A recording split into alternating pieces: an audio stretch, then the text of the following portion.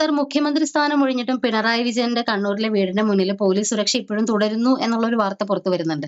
ആ കഴിഞ്ഞ 10 വർഷക്കാലമായിട്ട് വെയിലും മഴയൊക്കെ കൊണ്ട് ഒരു സൗകര്യം ഇല്ലാണ്ടാണ് ആ പോലീസുകാര് ഒരു ദുരിത ജീവിതം തന്നെയാണ് അവിടെ. അതെ അതെ അതെ പ്രതിപക്ഷ നേതാവായിട്ട് മാറി അധികാരങ്ങളെല്ലാം ഒഴിഞ്ഞിട്ടും ഇപ്പോഴും ഇപ്പൊ സാറിന്റെ വീടിന്റെ തൊട്ട് അടുത്തുള്ള വീടാണ് നമ്മൾ അവിടെ വരുമ്പോ കണ്ടിട്ടുണ്ട്. അതെ അതെ അതെ അന്നും 3-4 പോലീസുകാർ എപ്പോഴും പുറത്തു നിന്ന് മൊബൈലിൽ തോണ്ടിക്കൊണ്ട് നിൽക്കുന്നത് നമ്മൾ കണ്ടിട്ട് അവിടെ ആ, ആർക്ക് കാവല് നിൽക്കുകയാണെന്നുള്ളത് നമ്മൾ നേരത്തെ ഉന്നയിച്ചിട്ടുള്ള ഒരു ചോദ്യമാണ്. അതെ അതെ അതെ അതെ. അവിടെ അയൽവക്കക്കാരൻ കൂടിയായ സാറിന് അതിൽ എന്താ പറയാനുള്ളത്? ഇല്ല, അത് ശരിക്കും എന്താ സംഭവം എന്ന് പറഞ്ഞാല് ആ പിന്നെ വണ്ടി 10 വർഷക്കാലമായിട്ടാണ് കിടക്കുന്നു. ഞാൻ തന്നെ ഒരു തവണ ഒരു വളരെ പ്രധാനപ്പെട്ട ഒരു ചാനലിനകത്ത് പറഞ്ഞാണ്. ഒരു തവണ ഞാൻ അന്ന് ഞാൻ പത്രത്തിൽ ജോലി ചെയ്യുന്ന സമയമാണ്. അപ്പൊ രാത്രി ഒരു 8 മണിക്ക് ഞാൻ അതിലൂടെ നടന്നിട്ട് വരികയാണ്. ഉം. അപ്പൊ നടന്നൊരു ചെറിയ നേരിയ മഴയുള്ള സമയമാണ്. അപ്പൊ നടന്നിട്ട് വരുന്ന നേരം ഈ പറയുന്ന വണ്ടിക്കകത്ത് നിന്ന് ഒരു ശംഖ് വരെയാണ്. നമ്മുടെ നാട്ടിൽ പറയുന്നത്, മലബാറിൽ പറയുന്നത് വളയർപ്പാൻ എന്നതിന് പറയാം. ആ. ആ വളയുള്ളത് കൊണ്ടാണ് ഇതിന് പറയുന്നത്. അതാണ് ആ. ശംഖ് വരയൻ. ആ ശംഖ് വരൻ ഇങ്ങനെ ഇറങ്ങിയിട്ട് പോവുകയാണ് ഇതിനകത്ത്. ഓ. അപ്പൊ അത്ര അനാഥമായി കിടക്കുന്ന ഒരു വണ്ടിയാണ്. അതിന്റെ ബാറ്ററി ഊരിയതാണ്. പക്ഷെ നമ്മൾ ആര് കാണുന്ന ഒരു യാഥാർത്ഥ്യം എന്താണെന്ന് പറഞ്ഞാൽ ഒരു പോലീസ് ജീപ്പ് ഉണ്ട് എന്നുള്ളതാണ്. പോലീസ് ജീപ്പും അത്യാവശ്യം കുറച്ച് പോലീസുകാർ, 2-3 SI-മാര്, പിന്നെ 2-3 CPO-മാര്, ഇവരെല്ലാം അവിടെ ഇങ്ങനെ നിൽക്കുകയാണ്. ഉം. ഇവർക്ക് ആർക്കും തന്നെ പിന്നെ മഴക്കാലത്ത് കയറി നിൽക്കാൻ സ്ഥലമില്ല. പിന്നെ രാവിലെ പിന്നെ കക്കൂസിൽ പോകണമെന്ന് ചോദിക്കാൻ അവർക്ക് പോകാൻ സംവിധാനങ്ങളില്ല. ഒന്നുമില്ല, ഒരു വസ്തുവില്ല. കാരണം നമ്മൾ ഈ പറയുന്ന പിണറായില് പിന്നെ എന്തില്ല എന്ന് പറഞ്ഞാല് ഒരു യൂറിനൽ സെന്റർ ഇല്ല, ഒരു ടോയ്ലറ്റ് ഇല്ല, ഒന്നുമില്ല. ഇതെല്ലാം ഇപ്പൊ അടുത്താണ് ഒരു ടോയ്ലറ്റ് സാധനം തുടങ്ങിയത്. അത് നമ്മളെ പിന്നെ എന്താ പറയാ വിവാദനായിക എന്നല്ല, വലിയ വിവാദത്തിൽ പെട്ടുപോയിരിക്കുന്ന ഒരാളുണ്ടല്ലോ, പിന്നെ നമ്മളെ നവീൻ ബാബു കൊലക്കേസിനകത്ത് പെട്ടുപോയിട്ടുള്ള ഒരു BP ദിവ്യ ഉദ്ഘാടനം ചെയ്തിട്ടുള്ള, അതായത് പിന്നെ ആശുപത്രിയിൽ നിന്ന് താഴോട്ട് പോകുന്ന റോഡുണ്ട്. ആ റോഡ്, ആശുപത്രി താഴോട്ട് പോകുന്ന ആ റോഡ്, പാണ്ഡ്യാലഗോപാലൻ റോഡ് എന്നാ അതിന്റെ പേര്. പക്ഷെ ആ ബോർഡൊന്നും ഇപ്പൊ അറിയില്ല. കാരണം പാണ്ഡ്യാലിന് ഇവരെ മുമ്പിൽ കാലഹരണപ്പെട്ടു പോയിരിക്കുന്ന ആളാണ്. അപ്പൊ അതിന്റെ അടുത്തൊരു കുഞ്ഞിരാം സെറാപ്പ് ഉണ്ട്. ആ സെറാപ്പിന്റെ വീട്ടിന്റെ മുമ്പിലാണ്. ഒരാളുടെ വീട്ടിന്റെ മുമ്പിൽ കൊണ്ടുപോയിട്ട് ഇങ്ങനെ പബ്ലിക് ടോയ്ലറ്റ് വെക്കുമോ എന്നുള്ളത് വളരെ ഗൗരവതരമായിരിക്കുന്ന ചോദ്യമാണ്. പക്ഷെ പാർട്ടി തീരുമാനിച്ചു കഴിഞ്ഞാൽ അവിടെയും വെക്കും, ചിലപ്പോൾ വീട്ടിന്റെ മുറ്റത്തും വെക്കും. പക്ഷെ ആടെ പോയിട്ട് ഒരൊറ്റയാള് പിന്നെ ഈ സംഗതി പിന്നെ സാധിക്കാൻ ഒരാൾ പോവില്ല. അതൊക്കെ ടൗണുമായി ബന്ധപ്പെട്ട ആ ഭാഗത്തിലാണെന്ന് വെക്കേണ്ടത്. അതൊന്നുമല്ല, ആടെ കൊണ്ടിട്ട് അത് സ്ഥാപിച്ചു എന്നുള്ളതാണ്. അപ്പൊ ഇത് ഇങ്ങനെ ഒരു ചിത്രം ഉണ്ടാക്കി വെക്കുമ്പോ ഈ പറയുന്ന കാവൽ നിൽക്കുന്ന പോലീസുകാരൻ പിന്നെ രാവിലെ പിന്നെ വയറ്റുന്ന ഓടി പോകുന്ന എവിടെ പോകും? 10 വർഷക്കാലം ഇത് ആലോചിക്കാത്ത മുഖ്യമന്ത്രിയാണ് ഈ കേരളത്തിലെ മുഖ്യമന്ത്രി. ഇവനാണ് കരുതലിന്റെ മുഖ്യമന്ത്രി. ഞാനിതിനകത്ത് പറയുന്ന വിഷയം ഞാനിതിനകത്ത് പറയുന്ന ഒരു വിഷയമാടിയല്ല. ഈ ഉളുപ്പില്ലാതെ കാവലിക്കുന്ന പോലീസുകാരില്ല, അവിടെ നിൽക്കുന്ന ഉളുപ്പില്ലാതെ കാവലിക്കുന്ന പോലീസുകാരൻ. ഇവൻ അസോസിയേഷൻ ഇല്ലേ? എന്തിനാണ് ഇവന്റെ അസോസിയേഷൻ? ഇവര് ദാസ്യം ചെയ്യൽ മാത്രമാണോ? ആണോ? ഇവര് സംഘടന ഉണ്ടെങ്കിൽ ആ സംഘടനക്കകത്ത് പറയണം, ഇത്തരം സംവിധാനങ്ങളിലെടുത്ത് ഞങ്ങൾ നിൽക്കില്ല. ഇത് പറയാനും കൂടിയാണ് അസോസിയേഷൻ, അല്ലാതെ ഒരു കാവൽ നിൽക്കണമെന്ന് പറയാനല്ല. ഏത് പിന്നെ പരമോന്നത പിന്നെ DGP പറഞ്ഞാൽ പോലും അവന് ഒരാൾക്ക് പിന്നെ വയറ്റുന്ന പോകാനുള്ള സ്പേസ് ഇല്ലാത്ത ഒരു സ്ഥലത്താണെങ്കിൽ, മൂത്രമൊഴിക്കാൻ സ്ഥലമില്ലാത്ത നിൽക്കാൻ കഴിയില്ലെന്ന് പറയണം. അത് എന്താണെന്ന് അറിയാം, അതൊരു പൗരന്റെ അവകാശമാണത്. തീർച്ചയായിട്ടും സർ. ഈ പൗരന്റെ അവകാശം റദ്ദ് ചെയ്യപ്പെടുന്ന ഒരവസ്ഥ ഉണ്ടാക്കുക. റദ്ദ് ചെയ്യപ്പെടുന്നതിന് ആ വകുപ്പ് കൈകാര്യം ചെയ്യുന്ന ആഭ്യന്തര വകുപ്പ് മന്ത്രി സന്നദ്ധരായി എന്ന് പറഞ്ഞ അർത്ഥം എന്താണ് അർത്ഥം? അത് ഭരണഘടനാപരമായ കുറ്റമാണത്, അല്ലേ? അതെ, തീർച്ചയായിട്ടും. ഈ ഭരണഘടനാപരമായ കുറ്റം ഇതുപോലെ ചെയ്തുകൊണ്ടിരിക്കുമ്പോൾ കോടതി എന്താ ചെയ്തത്? കോടതി അറിയില്ല. കാരണം കോടതിയുടെ മുമ്പിൽ ആരും പറഞ്ഞിട്ടില്ല. ഈ അസോസിയേഷൻകാർ ഒരു തവണ പോലെ കൂടി പരാതി ഉന്നയിച്ചിട്ടില്ല. അവരുന്നയിച്ചാൽ പോലും ആഭ്യന്തരം ഭരിക്കുന്ന അവിടെയാണ് ഈ വലിയ വിഷയം വരുന്നത്. കാരണം ഇവിടെയാണ് അധികാരം എന്ന് പറയുന്നൊരു വിഷയം. ഈ അധികാരം ആരോട് പ്രയോഗിക്കുന്ന അധികാരമാണ്? പബ്ലിക്കിനോട് മുഴുവൻ പ്രയോഗിച്ചിട്ട് നിസ്സഹായരായി തീർന്നിരിക്കുന്നവരാണ് പബ്ലിക്. പബ്ലിക്കിനോട് അധികാരം പ്രയോഗിക്കാൻ ഉപയോഗിക്കുന്ന ഉപകരണങ്ങളാണ് പോലീസുകാരെന്നത്. മറ്റല്ലാതെ പോലീസ് പോലെ ഒരു വണ്ണാങ്കട്ടിയല്ല. ഈ പോലീസുകാരന് മൂത്രമൊഴിക്കാനുള്ള സൗകര്യം പോലും ഇല്ലാതെ, പിന്നെ വയറ്റിന്ന് പിന്നെ രാവിലെ പിന്നെ ടോയ്ലറ്റിൽ പോകാനുള്ള സംവിധാനം പോലും ഇല്ലാതെ കാവൽ നിർത്തിക്കുക. എന്നിട്ട് എന്ത് ചെയ്യാണ്? അയാൾക്ക് ഇവർ നിരന്തരമായി കാവൽ നിന്നുകൊണ്ടിരിക്കുക. മഴക്കാലം, വേനൽക്കാലം, ശൈത്യകാലം, ഇത് മുഴുവൻ ഇവന് പുറത്താണ്. അവിടെ കാവൽ നിന്നിരിക്കുന്ന പോലീസുകാർക്ക് എത്രയാൾക്ക് കൊതുവിന്റെ കടി കൊണ്ട് അസുഖം വന്നു എന്ന് ആൾക്കാർക്കെങ്കിലും അറിയാമോ? അറിയില്ല, നമുക്കാർക്കും അറിയില്ല. ഇത്രയും ഗൗരവതരമായിരിക്കുന്ന വിഷയം ഉണ്ടായിട്ട് കേരളത്തിനകത്ത് എത്ര പത്രക്കാരാണ് ഇന്ന് പല പത്രക്കാരും ഗംഭീരമായിട്ട് ആഘോഷിക്കുന്നുണ്ട്. എന്താ കാര്യം എന്നറിയോ? അയാൾ അധികാരം പോയി. അപ്പോഴാണ് ഈ മുഖ്യധാര മാധ്യമക്കാർ മുഴുവനെ ഇത് എടുത്തിട്ട് വരുന്നത്. ഈ സാധനം ആദ്യം പറഞ്ഞത് ഞാൻ നിങ്ങളുടെ ചാനലിനകത്ത് ആദ്യം ഞാൻ ഈ സാധനം പറഞ്ഞത് നന്ദകുമാറോട് പറഞ്ഞ സാധനം. അതുപോലെ തന്നെ പ്രതിപക്ഷം എന്ന് പറയുന്ന പിന്നെ സഖാവ് KM ഷാജഹാന്റെ ഈ ചാനലിനകത്ത് ഈ സാധനം പറഞ്ഞത് എത്ര കൊല്ലം മുമ്പ് പറഞ്ഞതാണ് ഈ സാധനം. അന്ന് ഒരൊറ്റയാൾ ഈ സാധനം എടുക്കാനുണ്ടായിരുന്നില്ല. അധികാരം നഷ്ടമായി എന്ന് പോകുമ്പോൾ എഴുന്നേക്ക് വിജൃംഭിതമാകുന്ന ഒരു സംഭവമല്ല ജനാധിപത്യം എന്ന് പറയുന്നത്. അതിന് മുൻപേ തന്നെ ഉണരേണ്ടിയിരിക്കുന്ന ബോധമാണ് ജനാധിപത്യം. അതിന് മുൻപേ ഉണരേണ്ടിയിരിക്കുന്ന ബോധമാണ് ജനാധിപത്യം. ഇതില്ലാതെ എല്ലാം ഏതാണ്ട് അയാൾ തവിട് പൊടിയായി എന്ന് പറയുമ്പോ അന്നേരം നിങ്ങൾ വിജൃംഭിതമാവേണ്ട കാര്യമൊന്നുമില്ല. ഇത് ശരിക്കും പറഞ്ഞാൽ ഇത് ഒരു കേരളീയ പൊതുസമൂഹത്തിന് അപമാനകരമാണെന്ന്, തികച്ചും അപമാനകരമാണ്. ഇതിന്റെ വേറൊന്നും പറയുന്നത് ജാതീയമായ അവസ്ഥയിൽ പുറന്തള്ളപ്പെട്ടു പോയിരിക്കുന്ന എന്താ പറയാ പിന്നോക്ക ജനവിഭാഗങ്ങളുണ്ട്. ആഢ്യന്മാരെ മുമ്പിൽ കാവൽ നിൽക്കാൻ വിധിക്കപ്പെട്ടിരിക്കുന്ന ഒരാളുടെ ഗതികേടായിരുന്നുള്ളൂ ഈ പോലീസ് ഉദ്യോഗസ്ഥനല്ലോ. ഗതികേടായിരുന്നു ഈ പോലീസ്. ഒരൊറ്റ ഒരുത്തൻ ഇവന്റെ സ്റ്റാർ ഉണ്ടായിട്ട് ഇവൻ എന്താണ് ചെയ്തത്? ഇവൻ ചെയ്തത്? എന്താ ഇവനെ ചെയ്ത്? സ്റ്റാർ ഇല്ലാത്ത സാധാരണ CPO കാരൻ എന്തായി തീരുകയാണ്. ഈ പറയുന്ന സവർണന്റെ മുമ്പിൽ നിന്നിരിക്കുന്ന അധമനെ പോലെ ദളിതനായി നിന്നിട്ട് പറയുന്നതിന്റെ മുഴുവൻ കാര്യങ്ങളും ഏറ്റെടുക്കാൻ നിർബന്ധിക്കപ്പെട്ടവനുമായി ഇവൻ. ഇതിന്റെ ഫലം എന്താണെന്നറിയോ? 10 കൊല്ലം അവിടെ നിന്നിരിക്കുന്ന ഏതെങ്കിലും ഒരാളുണ്ടെങ്കിൽ അയാള് നാളെ ഇതെല്ലാം കഴിഞ്ഞല്ലോ, പുതിയ സാമഗ്രി, ഇയാളെ ഏതെങ്കിലും സ്ഥലത്തേക്ക് ഒരു സ്റ്റേഷനിലേക്ക് ഇയാളെ നിയോഗിക്കുകയാണ്. ഇയാളെ സ്റ്റേഷനിൽ പോയി അയാൾ എന്താ ചെയ്യാ? ഇതുപോലെ കാവലിക്കാനേക്ക് പറ്റുള്ളൂ. ഒരു സ്റ്റേഷനിൽ എത്തിക്കഴിഞ്ഞാൽ ആ സ്റ്റേഷനകത്ത് ഒരു കേസ് വരുമ്പോ ആ കേസിനകത്ത് ഒരു FIR അങ്ങ് രജിസ്റ്റർ ചെയ്യണം. അറിയില്ല. ഒരു ഡെഡ് ബോഡി കണ്ടെത്തുന്നു, അതിന് ഇൻക്വസ്റ്റ് എങ്ങനെ തയ്യാറാക്കണം, അറിയില്ല. ഒന്നും അറിയില്ല. ഞാൻ നേരോട് ചെയ്തതിന് ഞാൻ ഇത്രയും കാലം ഈ പറയുന്ന ആൾക്ക് ഞാൻ കാവൽ നിന്നിരുന്നു. ഇത് മാത്രമല്ല, ഇയാളുടെ സർട്ടിഫിക്കറ്റിനകത്ത് ഉണ്ടാകുക വേറെ എന്തെങ്കിലും ഉണ്ടാവുമോ? ഒരാളുടെ തൊഴിലിനകത്ത് അയാൾക്ക് പഠനത്തിന്റെ ശേഷി പോലും നശിപ്പിച്ചിരിക്കുന്ന അധികാരി അയാൾ വാസ്തവത്തിൽ ആരാണ് ശരിക്കും അയാള്? ഒരു സിസ്റ്റത്തെ ഫെയിലർ ആക്കിയിരിക്കുന്ന ഒരാളാണ് അയാൾ. അപ്പൊ അത്രയും മോശമായ രീതിയിൽ ഒരു സംഭവത്തെ കൊണ്ടു നടക്കുന്നതിന്റെ അത് മാത്രമോ ഇതിന് നിങ്ങളുടെ താഴ്ച 10 കൊല്ലക്കാലം ഇതിനകത്ത് നിന്നിരിക്കുന്ന ആളുകൾക്ക് കൊടുത്തിരിക്കുന്ന സാലറി എത്രയാണ് സാലറി? അതിന്റെ TAD എന്തിനാണ് ഈ പൈസ മുഴുവൻ തന്നെ ഇവർക്ക് കൊടുത്തത്? എന്തിനാണ്? ഇതിനു വേണ്ടിയിട്ടാണ് ഇവര് പോലീസ് ട്രെയിനിങ് ഇത്രയും കാര്യം മാത്രം പ്രസക്തമായ പോലീസ്. ഇത് മുഴുവൻ തന്നെ ഇയാൾക്ക് കാവൽ നിൽക്കാനുള്ള പട്ടിയുടെ അവസ്ഥയിലേക്ക് പോലീസ് ഉദ്യോഗസ്ഥരെ മാറ്റിയത്. അതിന് കാവൽ നിന്നിരിക്കുന്ന ചില യോഗ്യന്മാർ, ചില മാന്യന്മാരുണ്ട്. ഇപ്പൊ ഈ കഴിഞ്ഞ ഇലക്ഷൻ കഴിഞ്ഞല്ലോ, രണ്ട് ഭാഗമായി പുതിയ മന്ത്രിസഭ അധികാരത്തിൽ വന്നപ്പോ രണ്ട് പ്രകടനങ്ങൾ നടന്നു. ആ പ്രകടനം നടന്നപ്പോ അതിൽ ആദ്യത്തെ പ്രകടനം നടന്നപ്പോ വിജയിച്ചപ്പോഴാണ് അത് ഇയാള് സിൽബന്തിയായി നടക്കുന്ന ഒരുത്തൻ ആടെ വന്നിട്ട് തെറി വിളിക്കുകയാണ്. കാരണം ഈ ജാതാംഗങ്ങളെ തെറി വിളിക്കുകയാണ്. അതിൽ വിവരവും വിവേകവും ഉള്ള ഒരു പോലീസ് ഉദ്യോഗസ്ഥൻ അന്നേരം പറഞ്ഞു, നിങ്ങൾ ഇറങ്ങാണ്ട് പോയാട്ടെ എന്ന് പറഞ്ഞു. കാരണം അവിടെ ക്രമസമാധാന പ്രശ്നം ഉണ്ടാവും. പക്ഷെ ഇതിന് തൊട്ട് പിറകെ വന്നിരിക്കുന്ന സംഭവത്തിന്റെ മേലെ വന്നിരിക്കുന്ന ഒരു ഡാൻസ് പ്രോഗ്രാം, അതായത് ഒരു നമ്മളെ എന്താ പറയുക ജൻസി പോലുള്ള സംഭവം വന്നു. ആ സംഭവത്തിന്റെ മുകളിൽ അവരെ തെറി വിളിച്ചത് ആരാന്നറിയോ? പോലീസ് ഉദ്യോഗസ്ഥനാണ് തെറി വിളിച്ചത്. ഞാൻ ദൃക്സാക്ഷിയാണ് ഈ സംഭവത്തിൽ.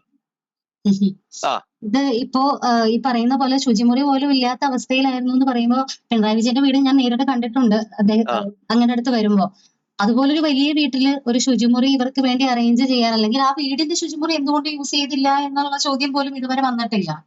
വരില്ല. കാരണം ഇത് തമ്പറാനല്ലേ. തമ്പുരാന്റെ മുമ്പിൽ അടിയാളുന്നത് ഇവിടെയാണ് ശരിക്കും വളരെ ഗൗരവതരമായ വിഷയം വരുന്നത്. ഈ പോലീസ് ഉദ്യോഗസ്ഥൻ എന്നുള്ള അവസ്ഥയിൽ നിന്ന് മാറി കാര്യസ്ഥന്മാരെ മാത്രമായിട്ട് മാറുകയാണ്. ഞാൻ അടിവരയിട്ട് പറയുകയാണ്. ഉദ്യോഗസ്ഥൻ എന്ന് പറയുന്ന അവസ്ഥയിൽ നിന്ന് മാറി വെറും കാര്യസ്ഥനായി മാറുകയാണ് ചെയ്തവരല്ലോ. അതിന് തകുന്ന ശിവായിയായി മാറി. തീർച്ചയായിട്ടും അവിടെ മുഖ്യധാര മാധ്യമങ്ങള് പല കാര്യങ്ങളും റിപ്പോർട്ട് ചെയ്യുന്നില്ല എന്നുള്ളതിന്റെ നേരിട്ട് അവിടെ വന്നപ്പോ പണ്ടിയാലയിൽ വന്ന സമയത്ത് വന്നപ്പോ നമ്മൾ വെണ്ടുട്ടായി ബാബുവിന്റെ രമിത്തിന്റെ ഒക്കെ വീടുകളിൽ പോയി എടുത്തപ്പോ അവരും പറഞ്ഞ കാര്യം ഇത് തന്നെയായിരുന്നു. പലർക്കും ഇന്റർവ്യൂസ് കൊടുത്തു, പല മാധ്യമങ്ങളും വന്ന് എടുത്തിട്ട് പോയി, പക്ഷെ ഒരാൾ പോലും ഇത് പബ്ലിഷ് ചെയ്തില്ല. നമ്മളെ കണ്ടത് അതെ, കൊടുത്തില്ല കൊടുത്തില്ല കൊടുത്തില്ല. ചെയ്യില്ല എന്ന് വിചാരിച്ചുകൊണ്ടായിരുന്നു. പക്ഷെ സാറിന്റെ ഒരു ഒറ്റ ഉറപ്പിലാണ് അന്ന് അവര് നമ്മള് ബൈറ്റ് തന്നത്, നമ്മളത് പുറത്ത് വിട്ടതും ഒക്കെ. അതെ അതെ അതെ അതെ അവിടെ വന്ന് കാണുന്ന കണ്ണൂർ എന്താണെന്നുള്ളത് പുറം ലോകം അറിയാണ്ട് സൂക്ഷിക്കാൻ കൂടി ഇത്രയും നാള് ഭരിച്ച ആൾക്ക് പറ്റി. അതെ അതെ, അവിടെയാണ് അവിടെ എന്ന് പറഞ്ഞാൽ നമ്മളെന്ത് ചെയ്യാ, നമ്മളെ കംപ്ലീറ്റ് ഒരു അന്ധകാരത്തിലാക്കുകയാണ്. എന്നിട്ട് പറയാ, നിങ്ങളോട് പറയാ, നിങ്ങളുടെ പൂർണ്ണമായ വെളിച്ചമാണെന്ന് പറയും. അതെ, ഈ വെളിച്ചമാണ്, ഈ വെളിച്ചത്തിൽ നിങ്ങൾ വായിക്കുന്നു, നിങ്ങൾ പഠിക്കുന്നു, നിങ്ങൾ വലുതാവുന്നു എന്ന് നിങ്ങൾ വിശ്വസിക്കുന്നു. നിങ്ങൾ വിശ്വസിക്കൽ മാത്രമേ മാർഗമുള്ളൂ. ഇത്രമാത്രം ബ്ലൈൻഡായ അവസ്ഥയിലേക്ക് ഒരു പൊതുസമൂഹത്തെ ഒരു ഒരു ഒരു ഒരു എന്താ പറയുക, ഈ പിണറായി എന്ന് പറയുന്ന ഒരു ഗ്രാമത്തെ കംപ്ലീറ്റ് മാറ്റി തീർത്തിരിക്കുന്ന ആൾക്ക് ജനം കൊടുത്തിരിക്കുന്ന മറുപടിയാണ് ഈ കഴിഞ്ഞ തെരഞ്ഞെടുപ്പ്. ഇവിടെ എല്ലാം ഇതിനകത്ത് ഞാൻ പറയാ, ഇയാൾക്ക് കാവൽ നിന്നിരിക്കുന്ന പോലീസുകാരൻ ഇതിൽ എത്ര ആളുകളെ വോട്ടുണ്ടെങ്കിൽ ഇവന് വോട്ട് ചെയ്തിട്ടുണ്ടാവും നിങ്ങൾ ധരിക്കുന്നത്? ഒരൊറ്റ ഒരുത്തം വോട്ട് ചെയ്തിട്ടുണ്ടാവില്ല. അതെ. അവരുടെ കുടുംബത്തിൽപ്പെട്ടിരിക്കുന്ന ഏതെങ്കിലും അച്ഛനോ അമ്മയോ മക്കളോ വോട്ട് ചെയ്തിട്ടുണ്ടാവുമോ? തീർച്ചയായിട്ടും ഒരിക്കലും ഉണ്ടാവില്ല. ഇതിന് ആത്യന്തികമായ ഫലം എന്താണ്? ഇയാൾക്ക് ഒരാളെ പോലും ഇയാൾക്ക് ഇനി പാർട്ടിക്കകത്ത് വിശ്വസിക്കാൻ കഴിയാത്ത വിധത്തിൽ അയാൾ ദുർബലനും ഭീരുവുമായി വീണ്ടും മാറുകയാണ് ചെയ്തത്. തീർച്ചയായിട്ടും സാർ. അപ്പൊ ഇതോടെ എന്താകുന്ന പറഞ്ഞാൽ അയാൾക്ക് നിലവിൽ തന്നെ വട്ടുപിടിച്ചിട്ടുണ്ടാവും. ഇപ്പൊ അധികാരമില്ലാതിരിക്കുമ്പോ അതിനേക്കാൾ മാരകമായ അവസ്ഥയിലേക്ക് അയാൾ മതിഭ്രമം പിടിപെട്ടിരിക്കുന്ന ഒരാളായിട്ട് അയാൾ മാറുകയാണ് ചെയ്യുക. അധികാരം തൊളിന്നിറങ്ങിയപ്പോ തന്നെ സിമന്റ് തിണ്ണയിലിരിക്കുന്ന അല്ലെങ്കിൽ സിമന്റ് ബെഞ്ചിലിരിക്കുന്ന പിണറായി വിജയന്റെ ഫോട്ടോ ഒക്കെ അതിശയത്തോടു കൂടിയാണ് കേരളം കണ്ടത് ഇന്നലത്തെ. അതെ അതെ അതെ. അപ്പൊ അതല്ല, നിങ്ങളൊന്ന് ആലോചിച്ചോക്കിയേ, ഇപ്പൊ 42 വാഹനങ്ങളുടെ അകമ്പടി, അതിന്റെ പുറകെ എന്ത് വരികയാണെന്ന് പറഞ്ഞാല് നമ്മുടെ ആംബുലൻസ്, പിന്നെ വരുന്നു ഫയർ ആൻഡ് സേഫ്റ്റിയുടെ ഭാഗമായി ഫയർഫോഴ്സ് വരുന്നു. ഇതെല്ലാം ഉണ്ട്. കമാൻഡോസ്. ഇയാൾ അന്നേരം എല്ലാം പ്രചരിപ്പിച്ച സാധനം എന്താണ്? എന്നെ കൊല്ലാൻ ആളുകൾ വരുന്നുണ്ട് എന്ന വ്യാജ നിർമ്മിതിയാണ്. ആരോടോ ഇയാളെ കൊല്ലാൻ വന്നത്? ആർക്കാണ് ഇയാളെ വേണ്ടത്? ഇത് പഴയ മുൻ കെ പി സി കേസ് വരാണ്ട് പരസ്യമായിട്ട് ഇവിടെ ആർക്ക് വേണടോ എന്നില്ല ജീവൻ എന്ന് ചോദിച്ചതാണ്. ഇത് ഈ പറയുന്ന ഒറ്റയാൾക്ക് വേണ്ട ഉപേക്ഷിക്കപ്പെട്ട മനുഷ്യനാണ് അയാൾ. പക്ഷെ ഈ ഉപേക്ഷിക്കപ്പെട്ട സാധനമാണ് നമ്മുടെ ബോഡിയിലുള്ള ക്യാൻസർ എന്ന് പറയുന്ന സാധനം. അത് ഉപേക്ഷിക്കപ്പെടേണ്ട സാധനമാണ്. പക്ഷെ ആ സാധനം നിങ്ങളുടെ ബോഡിക്കകത്ത് കയറിയാൽ എന്തായെന്ന് അറിയോ? നിങ്ങളാകെ വെട്ടിലായി. നിങ്ങളുടെ ജീവൻ കൊണ്ടുപോകുന്നത് മാത്രമല്ല, നിങ്ങളുടെ കുടുംബത്തിന്റെ ആകെ ഉണ്ടാകുന്ന ആസ്തി ഉണ്ടെങ്കിൽ ആ ആസ്തി വരെ ക്യാൻസർ കൊണ്ടുപോകും, മാറാരോഗങ്ങൾ കൊണ്ടുപോകും. ഇതുപോലെ വരാവുന്ന ഒരു മാറാരോഗമായ സമൂഹത്തിന്റെ വ്യാധിയാണ് വാസ്തവത്തിൽ ഈ പറയുന്ന വിജയൻ. അയാൾ കേരളത്തിൽ നിർമ്മിച്ചിരിക്കുന്ന ഏറ്റവും വലിയ അവസ്ഥ എന്താണ്? ശരിക്ക് ഒറ്റ സാധനമാണ് അയാൾ നിർമ്മിച്ചത്. ഒന്ന് ഭയം, രണ്ടെന്താണ് സാംസ്കാരികമായിരിക്കുന്ന ഏറ്റവും വലിയ അധാർമികതകൾ. ഈ അധാർമികതകളും ഭയവും നിർമ്മിച്ച് അത് മാത്രമാണ് ജീവിതം എന്ന് പഠിപ്പിക്കാൻ ശ്രമിച്ച ഒരാളാണ് അയാൾ. അത് മാത്രമാണ് നിങ്ങളുടെ മുമ്പുള്ള വഴിയെന്ന് പഠിപ്പിക്കാൻ ശ്രമിച്ച ഒരാളാണ് അയാൾ. അതിനെ ചെറുത്ത ഒരു ജനതയാണ് ഈ കഴിഞ്ഞ തെരഞ്ഞെടുപ്പിനകത്ത് ഒരു ആൾക്കാരാണ് വാസ്തവത്തിൽ ധർമ്മട നിയോജകത്തുണ്ട്. അവിടെയാണ് അയാൾ അപ്പിയിട്ടത്. അയാൾ അപ്പിയിട്ടത്. ഈ അപ്പിയിട്ട അവസ്ഥയാണ് ജീവിതത്തിൽ എന്താ പറയാ.